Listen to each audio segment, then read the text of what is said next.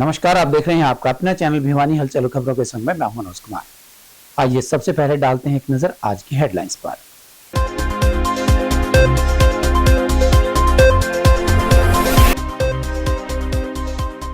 भिवानी की गीता जयंती समारोह में पहुंचे कृषि मंत्री जयप्रकाश दलाल।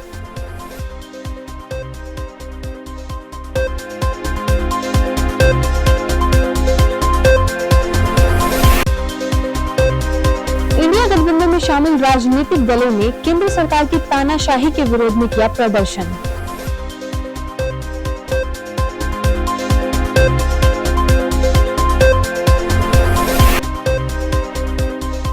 टीआईटी भिवानी में मनाया गया राष्ट्रीय गणित दिवस। कॉलेज में लगाई गई गणितीय प्रदर्शनी।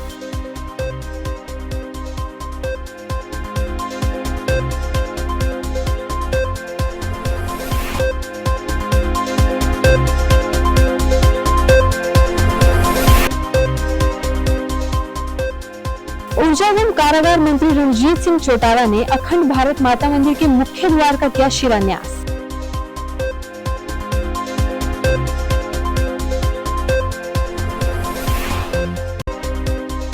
सीनियर सेकेंडरी शैक्षिक व मुक्त विद्यालय पूरक परीक्षा परिणाम हुआ घोषित।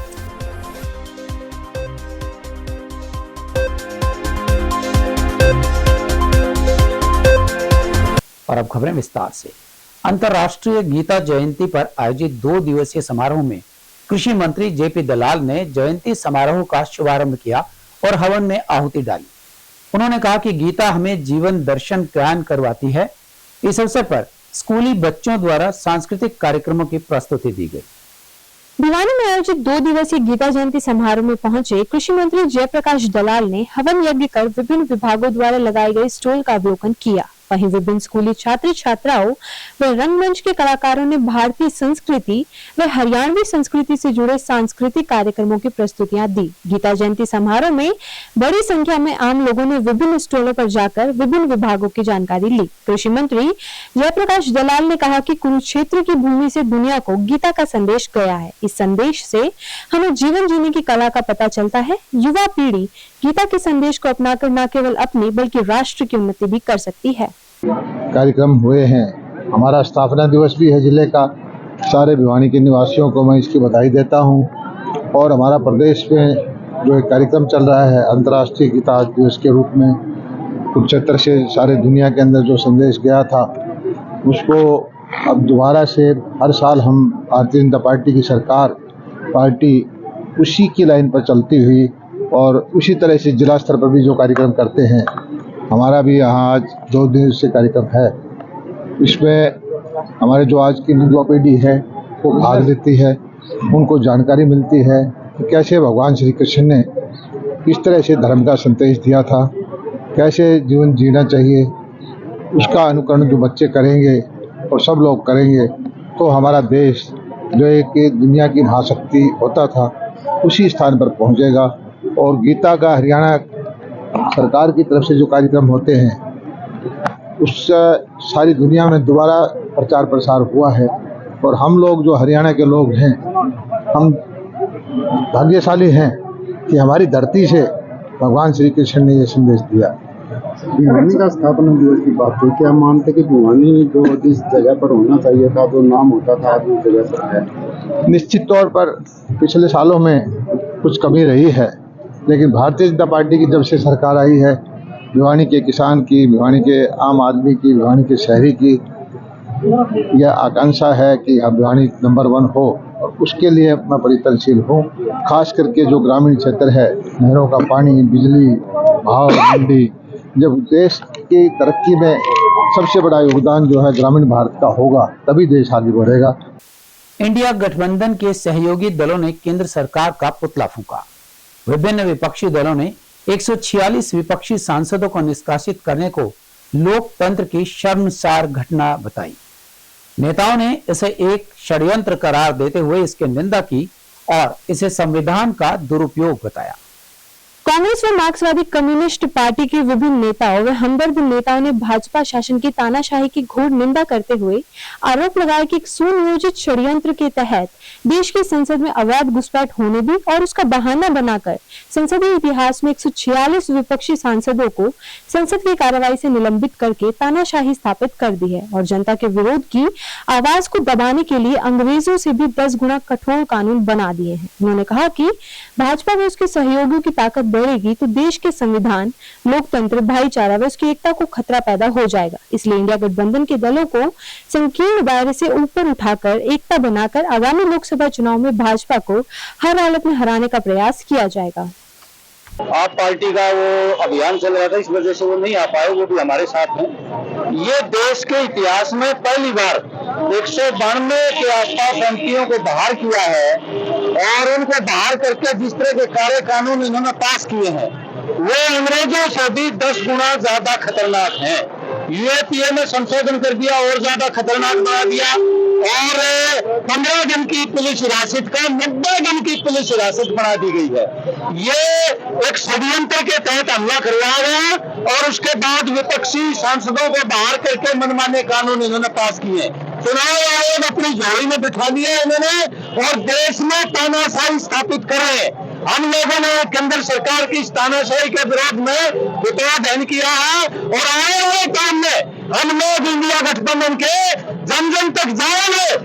आज तमाम जो इंडिया जो हमारा अलायंस बना हुआ है उसके पार्टी के लोग भी थे, सीपीएम भी और कांग्रेस पार्टी भी थी, दूसरी पार्टियां भी थी। उसके अलावा विभिन्न जन संगठन थे, जिस तरह अपने स्वतंत्रता सेनानी के संगठन थे, दूसरे थे, व्यापार मंडल से भी थे। तमाम संगठनों ने मिलकर आज सरकार को चेताया है कि जिस प्रकार से संविधान की धज्जियां उड़ाई गई है उन सांसदों को बाहर उठानी चाहिए थी, उनको बाहर कर दिया गया और उसके एवज में बहुत ऐसे कानून पास कर दिए गए जो जनता के हित में नहीं है। भिवानी के TIT&S कॉलेज में राष्ट्रीय गणित दिवस पर भारतीय गणितज्ञ श्रीनिवास रामानुजन को श्रद्धांजलि दी गई।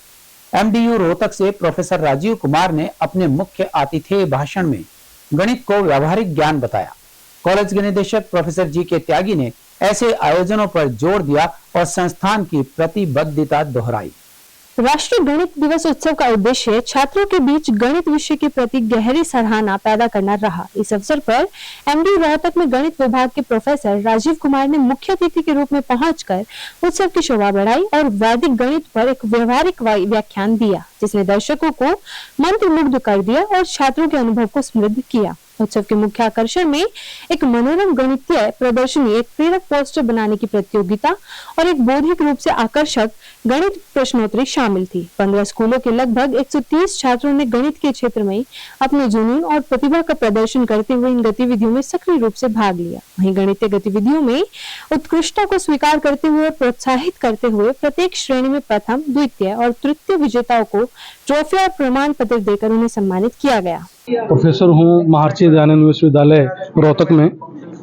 लगभग पिछले 35 साल से मैं मैथमेटिक्स पढ़ा रहा हूँ और आज technological institute of textile engineering sciences ने एक नेशनल मैथमेटिक्स डे, ये दिन रामानुजन, श्रीनिवास रामानुजन जो कि एक जीनियस मैथमेटिशियन हुए हैं भारत से, उनके जन्म जयंती पर मनाया जाता है, जन्म दिवस पर मनाया जाता है और ये पूरे थ्रू आउट इंडिया मनाया जा रहा है। तो आज हमारे इंस्टीट्यूट ने एक ये प्रोग्राम रखा है जिसमें एक लेक्चर था जो मैं चीफ गेस्ट के तौर पर मुझे आमंत्रित किया गया है और मैंने मैथमेटिक्स की जो ब्यूटी है और मैथमेटिक्स का जो रोल है यूनिवर्स में, उसके ऊपर मैंने एक टॉक दिया है, लेक्चर दिया है, जिसमें मैंने बताया है कि मैथमेटिक्स लगभग हर जगह पर यूज होता है, चाहे वो नेचर की बात करें, चाहे आप डेली रूटीन की बात करें, गणित हर जगह पर व्याप्त है और हमें गणित के बारे में अधिक से अधिक पढ़ना चाहिए, सीखना चाहिए और हम अपने कैरियर को गणित में यदि लेकर जाते हैं तो हम हमेशा एक कामयाब जिंदगी जी सकते हैं। और ये जो प्रोग्राम है, इसके अलावा कुछ एग्जीबिशन और पेंटिंग का भी कार्यक्रम इसके साथ जोड़ा गया है, जैसा कि मुझे बताया गया है। और मैं पूरे इस इंस्टीट्यूट को शुभकामनाएं देता हूं। So my name is Monica. He is Rajat, my co-teammate. हमने ये कोशिश की गई है कि कोनिक सेक्शन को विजुअलाइज करवा पाए हम, जो भी गेस्ट आए उन्हें, और हम इनकी इक्वेशंस के साथ साथ इनकी रियल लाइफ एप्लीकेशंस पर भी फोकस कर रहे हैं, जिससे कि जो भी आम जनता है उन्हें भी ये समझ में आए कि हमें ये सब चीज़ों की ज़रूरत क्यों पड़ी और कहाँ कहाँ पड़ी, और अभी भी साइंस, अभी भी क्या, अब आने वाले टाइम में भी साइंस में इसके और भी ज़्यादा तरक्की के बहुत सारे चांसेस हैं। इस मॉडल में हमने ये समझाने की कोशिश करी है कि जो बच्चों को डिफरेंशिएबिलिटी, इंटीग्रेशन जैसे मुश्किल कॉन्सेप्ट को समझने में दिक्कत होती है, उसे हम अपने आसान तरीके से समझा सके। तो सबसे पहले हम ये समझेंगे कि कॉनिक सेक्शन में कौन होता क्या है। जब हम राइट एंगल ट्रायंगल को रोटेट करते हैं तो हमको कौन की शेप मिलती है, लाइक दिस, ऐसी। फिर हम जब बाद में कौन को कट करते हैं तो हमको उसके 4 पार्ट्स मिलते हैं, सर्कल, इलिप्स, पैराबोला, हाइपरबोला। तो सर्कल क्या होता है, जब हम कौन को पहले टू द बेस काटते हैं तो सर्कल मिलेगा, और ऑब्ट्यूस एंगल पे काटेंगे तो इलिप्स मिलेगा। फिर हम स्लैंट एज के पैरेलल कौन को काटेंगे तो पैराबोला, और एक्सिस ऑफ सिमेट्री के पैरेलल काटेंगे तो हाइपरबोला मिलता है। सर्कल के एग्जांपल लाइक व्हील, क्लॉक। कार्यक्रम किया गया है। मैं doctor Amit Manocha, applied science department का हेड हूँ। आज मैथमेटिक्स डे के उपलक्ष्य में जो है यहाँ TIT कॉलेज में मैथमेटिक्स डे मनाया जा रहा है, जो इंडियन गवर्नमेंट की तरफ से 2012 में 22 दिसंबर 2023 को अनाउंस किया गया था कि श्रीनिवासन रामानुजन, जो कि ग्रेट इंडियन मैथमेटिशियन थे, उनके बर्थडे के उपलक्ष्य में ये डे मनाया जाता है। और उसी कार्यक्रम को हम आज यहाँ TIT कॉलेज में आयोजित कर रहे हैं। और ये जो हमारा कार्यक्रम है ये हरियाणा गवर्नमेंट द्वारा स्पॉन्सर्ड है, और हमें हरियाणा गवर्नमेंट से भी इस कार्यक्रम को करने के लिए ग्रांट मिली है। बिजली मंत्री रणजीत सिंह चौटाला ने अखंड भारत माता मंदिर के मुख्य द्वार का शिलान्यास किया। उन्होंने कहा कि हमें अहंकार छोड़कर धर्म की राह पर चलना चाहिए। चौटाला ने भारतीय संस्कृति को समृद्ध और महान बताया। मंदिर के संस्थापक माई जी महाराज ने मंदिर निर्माण के बारे में पूरी जानकारी दी। ऊर्जा एवं कारागार मंत्री रणजीत सिंह चौटाला ने शिलान्यास समारोह को संबोधित करते हुए कहा कि अखंड भारत माता मंदिर का निर्माण बहुत अच्छा प्रयास है। यह मंदिर एक शिक्षक का कार्य करेगा जो एक पुण्य का काम है। उन्होंने कहा कि जिस प्रकार पहले स्वामी विवेकानंद और स्वामी दयानंद आदि महान संतों ने अपने उपदेश से समाज को नई दिशा दी, उसी प्रकार से वर्तमान में माई जी और कैलाश गिरी जैसे संत समाज को सही राह पर चलने का संदेश दे रहे हैं। वहीं कार्यक्रम को विधायक घनश्याम सराफ और वरिष्ठ पत्रकार ईश्वर धामू ने भी संबोधित किया। माई जी महाराज ने मंदिर के बारे में जानकारी दी और बताया कि जल्द ही मंदिर के प्रवेश द्वारों का उद्घाटन करवाया जाएगा। बहुत खुशनसीबी आपको महसूस होगी कि आप आज के जो अखंड भारत माता मंदिर का जो मुख्य द्वार है उसके शिलान्यास के साक्षी बने हैं। आज का दिन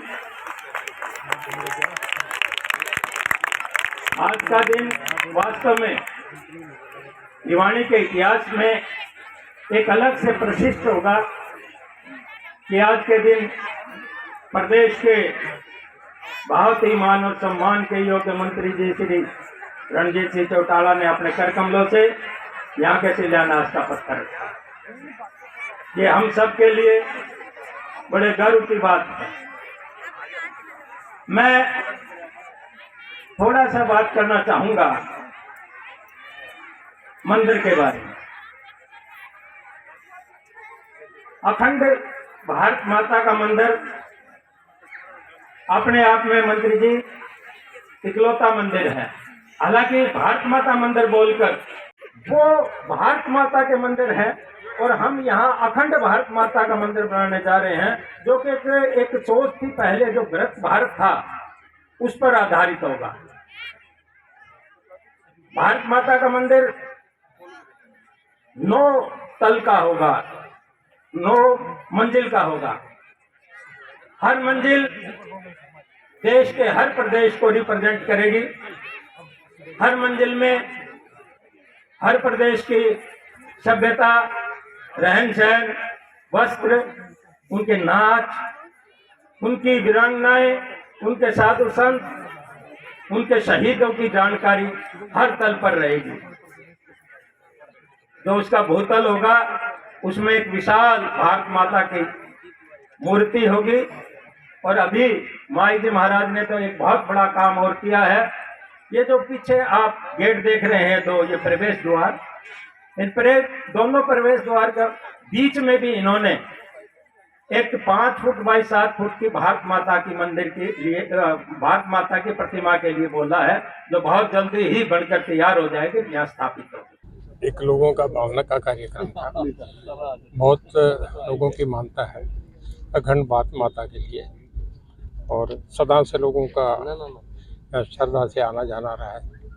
मेरी भी मन से इच्छा थी कि कभी इस स्थान पे पहुंचूं, और मुझे सौभाग्य से मौका मिला। मैं यहाँ आया हूँ। सर कितनी लागत से इनके हुक्म के आया हूँ। सर कितनी लागत से ये मंदिर तैयार? घर में जो संयोजक हैं, जो चला रहे हैं, इनके ऊपर एक बहुत भव्य मंदिर बन रहा है। जब लोगों की भावना, तो उसका फिर कोई मोल नहीं होता। मंदिर तो बन रहा है, लोगों की विश्वास, श्रद्धा और यहाँ के लिए जो भावना जो भी है, उसका कोई मोल नहीं होता।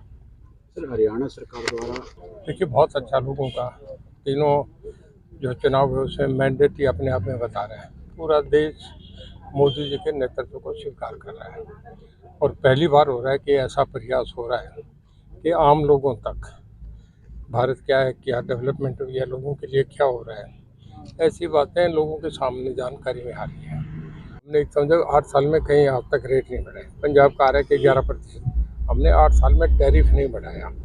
हर जगह बाजार में आप देखें कोयले का रेट बढ़ा है। यूक्रेन वार के बाद ये जो गाजा में हो रहा है, इसके बाद पेट्रोलियम प्रोडक्ट आपका इसका सभी कोल का हर चीज़ का बढ़ा है। हर चीज़ का बाज़ार में डोमेस्टिक चीज़ों का भी रेट बढ़ा है, और 8 साल से बिजली का रेट नहीं बढ़ा। ये बहुत बड़ी बात है। और अभी भी तो हमारे प्रदेश को राष्ट्रपति ने सम्मानित करा, मैं खुद लेके आया हूँ, और पूरे देश में हम नंबर 2 पे आए हैं, जिनका सबसे बेस्ट मैनेजमेंट है। ये एक बहुत बड़ी कम्प्लीमेंट है हमारे मुख्यमंत्री जी के लिए, सरकार के लिए। ठीक है सर, धन्यवाद।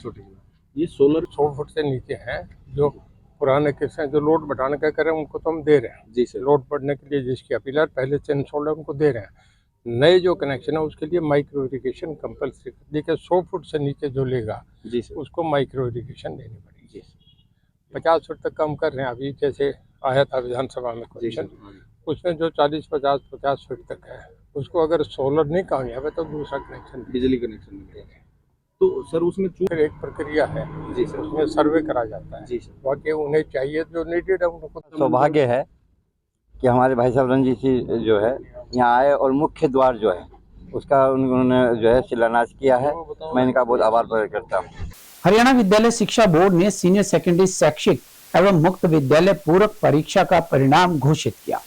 बोर्ड सचिव ज्योति मलतट ने बताया कि इस परीक्षा में 40,342 परीक्षार्थी प्रविष्ट हुए। सीनियर सेकेंडरी परीक्षा का परिणाम 43% रहा, जबकि मुक्त विद्यालय परीक्षा का परिणाम 24.48% रहा। प्रदेश भर में सीनियर सेकेंडरी शैक्षिक व मुक्त विद्यालय पूरक परीक्षा 109 केंद्रों पर 19 अक्टूबर से 8 नवंबर 2023 तक संचालित हुई थी। इस आशय की जानकारी देते हुए बोर्ड सचिव ज्योति मित्तल एवं विशेष कार्याधिकारी विपिन कुमार ने बताया कि सीनियर सेकेंडरी की परीक्षा का परिणाम 43% रहा है, और सीनियर सेकेंडरी मुक्त विद्यालय परीक्षा का परिणाम 24.48% रहा है। उन्होंने बताया कि परीक्षार्थी अपनी उत्तर पुस्तिका की पुनर्जांच, पुनर्मूल्यांकन, निर्धारित शुल्क सहित परिणाम घोषित होने की तिथि से 20 दिन तक ऑनलाइन आवेदन कर सकते हैं। आप सभी को नमस्कार।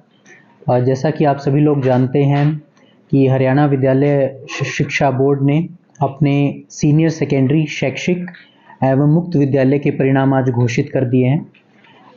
इस रिजल्ट को देखने के लिए बोर्ड की वेबसाइट जो है www.bseh.org.in पर विद्यार्थी अपना रिजल्ट देख सकते हैं।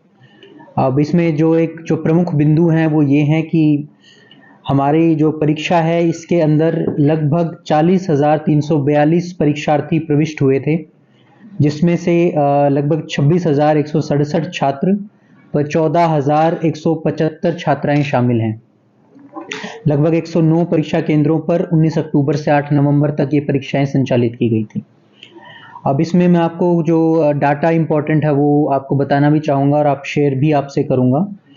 लगभग जो पास परसेंटेज हमारा सीनियर सेकेंडरी शैक्षिक में है वो 43% के आसपास है, जिसमें अगर हम फर्दर डिविजन्स करें तो इसमें जो छात्र हैं उनका 43.58 और छात्राओं का 41.76 है। ये शैक्षिक का डाटा है। इसके अलावा जो मुक्त विद्यालय है उसके अंदर 27,993 विद्यार्थी प्रविष्ट हुए थे। इसमें पास प्रतिशत 24.28 रहा, जिसमें छात्रों का 24.16 और छात्राओं का 25.04। अब इसमें एक बड़ा इम्पोर्टेंट मैं जो आप सबसे शेयर करना चाहूँगा कि ये पहला ऐसा हमारा मॉड्यूल था जिसके अंदर हमने ऑनलाइन डिजिटल मार्किंग की शुरुआत की है, और हम पूरे देश में ऐसा पहला बोर्ड है जो इस स्तर पर हमने बोर्ड परीक्षाओं के अंदर ऑनलाइन मार्किंग की जो एक प्रोसेस है उसको स्टार्ट किया है। और अब एक खबर चलते चलते नगर परिषद की house meeting ADC Anupama Anjali की मौजूदगी में हुई। इसमें विभिन्न मुद्दे रखे गए जिन्हें लेकर जमकर हंगामा भी हुआ। हंगामे के बीच चारा मंडी के पास धर्मशाला निर्माण पर सहमति बनी। धर्मशाला का नाम पंजाबी धर्मशाला के नाम पर अंत में सहमति बनी। और अब चलते चलते एक बार फिर से एक नजर आज की हेडलाइंस पर।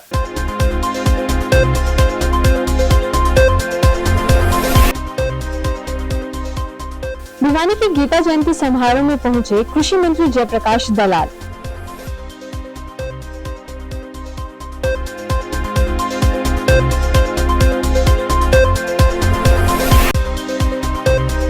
इंडिया गठबंधन में शामिल राजनीतिक दलों ने केंद्र सरकार की तानाशाही के विरोध में किया प्रदर्शन।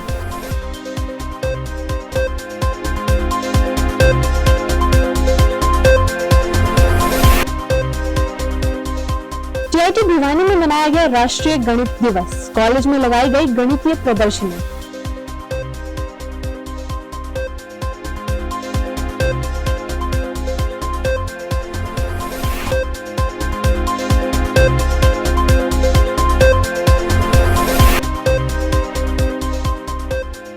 ऊर्जा एवं कारागार मंत्री रणजीत सिंह चौटाला ने अखंड भारत माता मंदिर के मुख्य द्वार का किया शिलान्यास।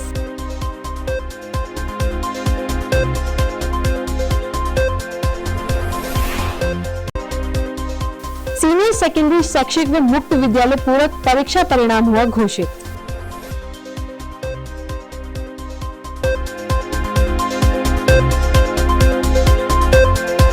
हमारे संग में बस इतना ही। अगले के लिए देखते रहिएगा आपका अपना चैनल भिवानी हलचल।